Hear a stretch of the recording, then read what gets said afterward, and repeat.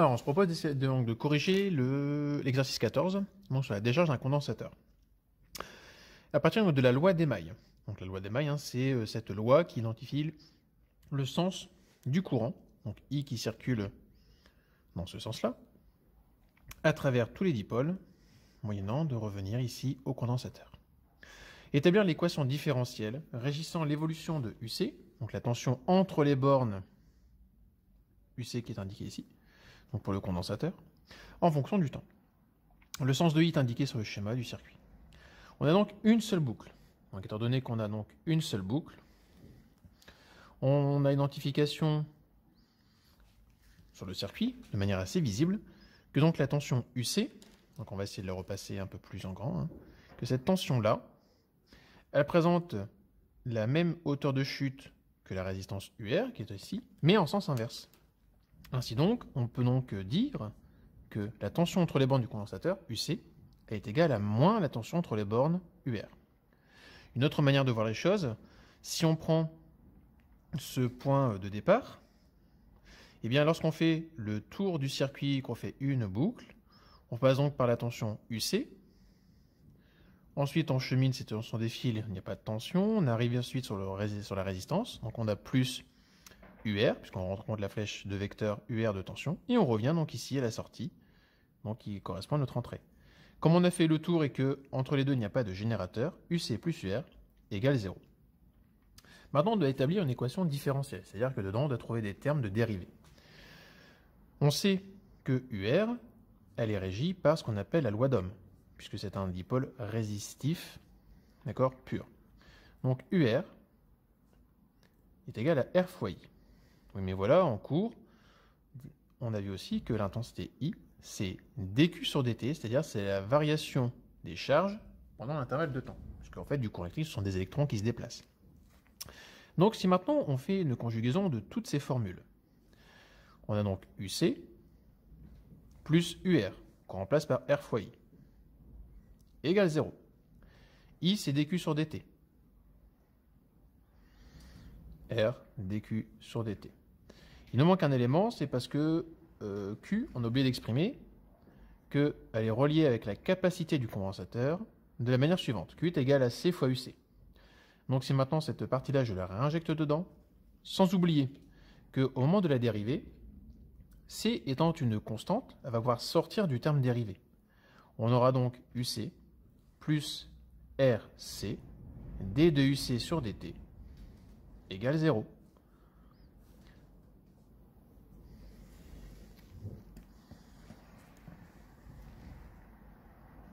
Alors on va essayer de corriger l'exercice 15 sur la charge du condensateur, donc qui sera l'inverse par rapport à l'exercice 14. Donc on va sur la même démarche avec la loi d'émail d'établir l'équation différentielle en fonction de la tension UC qui se retrouve entre les bornes du condensateur. Donc loi d'émail, on pourrait donc voir effectivement que le courant est délivré par le générateur et il se distribue donc, dans tous les dipôles du circuit. Ça signifie aussi en faisant ce petit chevron de l'intensité, donc petite I, qu'on arrive aussi à identifier le déplacement des électrons, la quantité de charge, et surtout voir effectivement que le courant fait une boucle. Il fait une boucle, donc c'est-à-dire qu'il pourrait partir de ce point-là, se distribue dans les dipôles, et revient.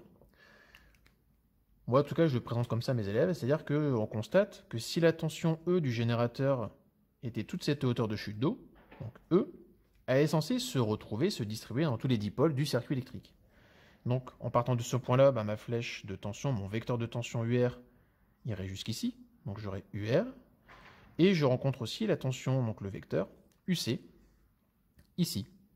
Ensuite, ce sont des fils de connexion, donc une tension qui vaudrait 0. Donc, finalement, ce point-là est exactement le même que ce point-ci. Donc, on a bien un vecteur qui est égal à une somme de deux vecteurs. Un petit peu comme la relation de Schall qu'on fait en mathématiques. On a donc les informations. Il ne reste plus maintenant qu'à jouer des formules pour faire apparaître une équation différenciée, c'est-à-dire avec des dérivés. Alors, on va le rappeler ici, UR est égal à R fois I, puisqu'on est soumis à la loi d'Ohm. I, c'est égal à dQ sur dt, c'est-à-dire la variation de charge pendant l'intervalle de temps. Et puis, on a aussi le fait qu'une charge, dans un condensateur, c'est la capacité fois UC du condensateur. Eh bien, mélangé à tout cela, on peut donc réussir à dire que E est égal à R fois I plus UC. E serait donc égal à R dQ sur dt, plus UC. Là, on va prendre un peu plus le temps de le détailler par rapport à tout à l'heure. U, donc R fois, dérivé par rapport au temps. Donc on va inclure C, UC, puisque je ne fais que remplacer la valeur Q par la formule qu'on a évoquée tout à l'heure, plus UC. À savoir que comme on fait un système de dérivés, on n'oublie pas donc, ce qu'on fait en mathématiques, si le terme C, ici, effectivement, est une constante dans le temps, je peux le sortir du calcul. Me restera donc à voir que E est égal à RC, la dérivée par rapport au temps de UC, plus UC. Et donc bien là ce qui m'intéresse. Donc ça, c'est une forme de l'équation différentielle. Une autre forme donc, qu'on a l'habitude de retrouver, c'est que devant le terme de dérivée, on ne voudrait pas de multiplication. Donc le RC me dérange, donc vu que c'est une multiplication, je passe à la division.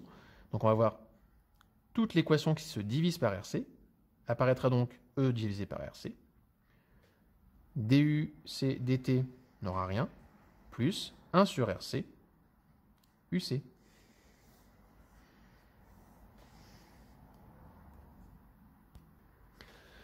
Exercice numéro 16 sur la charge d'un condensateur. Mais cette fois-ci, donc, on a un circuit qui change un petit peu de l'ordinaire. Toujours pareil, sur la démarche, on va utiliser donc, la loi d'Émaille. On a compris que la tension E doit se distribuer dans tous les dipôles qui sont fournis ici. Donc E est égal à quoi? À tous les dipôles que je rencontre. Donc on a donc la tension aux bornes de la petite résistance R, plus la tension aux bornes de la grande, entre les bornes de la grande résistance R, plus la tension entre les bornes du condensateur. On commence à remplacer par les relations qui caractérisent chaque dipôle. Donc on a ici RI, puisqu'on est sur un dipôle ohmique, plus grand R fois I, plus UC. E est donc égal. Deux nombres multipliés par I, je vais les mettre en facteur. Petit r plus grand R fois I, plus UC. Alors le terme UC va rester, c'est ce qu'on veut pour l'équation différentielle. En revanche, le terme I doit être changé. On sait que I, c'est dQ sur dt, et que Q est, lui, égal à C fois UC. Donc, comme le terme dérivé doit être maintenu, je le conserve, plus UC. C étant une constante, je vais pouvoir le sortir de mon calcul. Donc, on va voir E est égal à R plus R, C en multiplication, multiplié par d de UC sur dt, plus UC. Et on retrouve bien la forme de l'équation différentielle. Donc, exercice 18 sur un condensateur réel. Donc, dans l'énoncé, on précise qu'un condensateur, c'est un composant qui est électronique. Certes, il a une capacité, mais il a aussi une certaine résistance réelle qui se prend en compte. Donc, on propose, d'accord, pour le condensateur donc, idéal, auquel on ajoute donc, ici un résistor, une résistance en parallèle. Donc, on a ce circuit qui est un peu plus compliqué que d'ordinaire. On nous propose donc l'équation différentielle, c'est duc dt plus UC, facteur de 1 sur R plus 1 sur R, petit r et grand R, égale 1 sur grand R.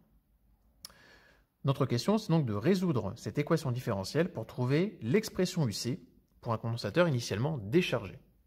Donc on peut déjà s'y relever l'information qu'on a dans la question, c'est-à-dire qu'à l'état initial, donc à t égale 0, UC, donc on va dire UC 0, est égal à 0 volts. Pas du tout de tension, totalement déchargé. Ce type d'équation différentielle, si j'écris trop, ça ne se verra pas. Ce type d'équation différentielle présente une solution. Alors, on a une solution type. La solution type, elle est de la forme exponentielle. Donc, c'est-à-dire que UC est égal à A plus B exponentielle moins T sur tau. On a donc trois informations à l'intérieur. On a A et B qui sont des constantes, et on a tau aussi qui est une constante. Surtout qu'on pourrait voir après aussi dans le cours que ça fait partie des caractéristiques du dipôle RC. Mais bon, ces valeurs, ce sont des constantes. Donc des choses à déterminer et qui n'évolueront pas en fait dans l'équation. On aura toujours ces nombres-là. Mon équation est différentielle. Comme elle est différentielle, elle fait apparaître un terme de dérivée. Et je vois déjà que j'ai un terme en DUC sur dt. Première méthode, en tout cas, ce que je propose, c'est de faire donc la dérivée de UC. Donc on va dériver l'expression qui nous est proposée ici. Donc on dérive, un petit peu comme en mathématiques, quand on écrit avec les primes.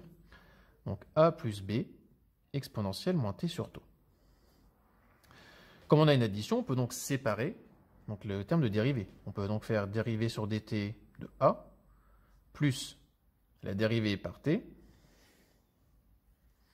de b exponentielle moins t sur taux. Dérivée de a, mais a est une constante. Donc dériver un nombre constant, ça donne 0. Plus, je dérive b fois exponentielle moins t sur taux. b est la constante, donc je peux le sortir du terme dérivé. Donc mon seul souci maintenant, c'est de faire la dérivée de exponentielle moins t sur taux. Alors en mathématiques, ça correspondrait finalement à faire la dérivée de exponentielle u étant une fonction. Donc en nota bene, donc, en m'excusant auprès de mes collègues de mathématiques, si je l'écris mal, ça serait donc u' fois exponentielle de u. Donc moi, mon u, je l'identifie, c'est moins t sur taux. Petit t variable, taux est une constante. Donc ici, on va garder notre duc sur dt, qui est donc égal à b, que multiplie moins 1 sur taux, exponentielle moins t sur taux. Car effectivement, si j'identifie que u est égal à moins t sur taux, t c'est comme si j'avais un x en mathématiques, alors le u', c'est moins 1 sur taux. Comme j'ai trouvé mon terme de dérivée de uc dt, je peux le réinjecter dans l'équation différentielle qui a été proposée. Donc on va voir c fois b, moins 1 sur taux, exponentielle moins t sur taux, plus uc, donc je reprends mon terme ici, a plus b exponentielle moins t sur taux, que multiplie 1 sur grand R plus 1 sur petit r, le tout égal à e sur grand R. On a des exponentielles qu'on pourrait mettre en facteur et surtout on a ce grand terme à développer. Donc on va voir moins cb sur taux exponentielle moins t sur taux. On est vraiment sur une résolution de type mathématique classique. A facteur de 1 sur r plus 1 sur petit r. Plus b 1 sur grand R plus 1 sur petit r exponentielle moins t sur taux égale e sur r. Si on identifie qu'on peut correctement les termes, on s'aperçoit qu'ici on a un terme en exponentielle, un terme en exponentielle. On va pouvoir les regrouper. Mais de l'autre côté de mon équation, je n'ai pas ces termes en exponentielle. En revanche, j'ai bien un terme e sur r constant, et j'ai aussi de l'autre côté dans mon équation un terme constant. Donc, on pourrait dire que par identification, oups, il faut que je me décale, pardon, excusez-moi. Donc, par identification, eh bien, le a facteur de 1 sur r plus 1 sur petit r est égal à e sur grand R. Ce qui me permet du coup de dégager la valeur de grand A. Donc a sera égal à e sur r. Donc on va avoir les dominateurs communs, r petit r plus grand R. Si on fait tout de suite le calcul mental dessus. Maintenant qu'on a a, on va pouvoir le mettre dans l'équation proposée tout au départ, c'est-à-dire que lorsqu'on connaît la solution de UC, et surtout on va se placer à l'état initial. Ce qui donne,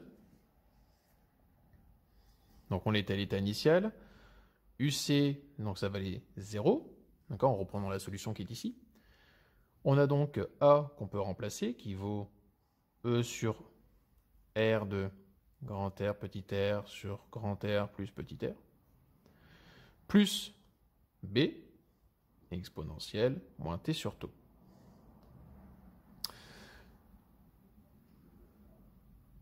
Puisqu'on était donc à t égale 0, on n'oublie pas que le petit t maintenant vaut 0. Exponentielle 0, ça vaut 1. Donc on va avoir 0, E sur grand R, R petit r sur R plus B, puisque ce terme-là fait 1. Les grands R, maintenant, on a vu qu'on pouvait effectivement les supprimer, enfin tout le moins les annuler. Il restera donc à dire que B, c'est l'équivalent de moins E petit r sans grand R plus petit r. Donc j'ai trouvé B. Tout à l'heure, j'ai trouvé A. Donc la solution finale à proposer pour UC est de la forme donc E petit r sur R plus petit r, plus moins E petit r sur grand R petit r exponentielle moins t sur tau. Le même nombre se répète, donc on va le mettre en facteur. Et donc le UC que nous recherchons est égal à U petit r sur grand R plus petit r, facteur 2. Donc ici, je le mets à 1. J'ai un moins que je n'oublie pas, exponentielle moins t sur tau. Et donc, on a l'expression de la tension UC au banc du condensateur lorsqu'il est en train de se charger. Alors, on se propose de faire donc l'exercice 35 sur le capteur de déplacement. Donc, Jessica utilise un condensateur donc comme capteur de déplacement, un petit peu comme dans les téléphones, sur les manettes de mouvement qu'on a sur les consoles. Donc, on note E, la distance entre les deux armatures. Donc, pour rappel, c'est un condensateur qui est utilisé, un condensateur plan, donc deux armatures, séparées tous deux donc une certaine épaisseur E, à l'intérieur de laquelle il y a ce qu'on appelle un diélectrique. Les deux armatures sont reliées avec une borne A et une borne B, donc présentant une différence de potentiel, comme ça on a des différences de charge.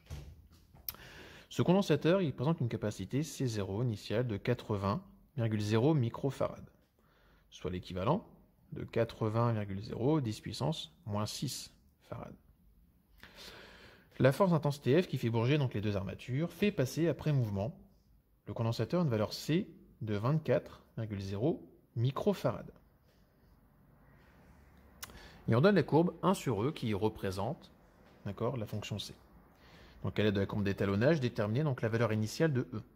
Initiale ne veut pas dire qu'on doit se prendre ici, à 0. Initiale veut dire en fonction de ce qu'on avait comme information, donc initialement 80 microfarad, ce qui équivaut à dire que ce sont 8,010-5 farad. Je peux donc utiliser le graphique qui est ici en bas. Donc les 8 m'amènent sur cette courbe. Si je travaille de manière assez grossière, on s'apercevra effectivement qu'on tombe à 2,75, d'accord, sur le 1 sur E. La question n'est pas de déterminer 1 sur E. La question 1. On doit trouver 2,75 mettre moins 1. Mais nous, on doit trouver la valeur de E. Donc, il faut faire l'opération inverse, soit les 1 divisé par les 2,75. On se retrouvera donc avec une épaisseur donc, de 3,64 10 puissance moins 1 mètre. La force a-t-elle rapproché ou aligné les armatures? On sait qu'on récupère 24 microfarads, soit l'équivalent de 2,4 10 puissance moins 5. Donc on va avoir un condensateur dont la capacité à chuter. La capacité chute, donc on se retrouve avec une épaisseur, enfin tout le moins avec un rapport 1 sur E plus bas. Donc on a 1 sur E qui chute. Mais si la valeur 1 sur E chute, c'est que l'épaisseur E a dû augmenter. Donc, la force, est-ce qu'elle a rapproché ou éloigné les armatures? Eh bien, en fait, elles ont été éloignées. Déterminer le déplacement de l'armature, donc c'est-à-dire la valeur E. Eh bien, on a commencé à le faire par rapport au graphique, puisqu'on s'en est servi pour faire le raisonnement.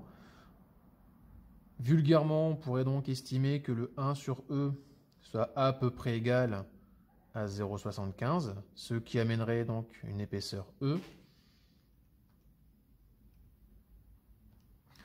à une valeur de 1,33 mètres.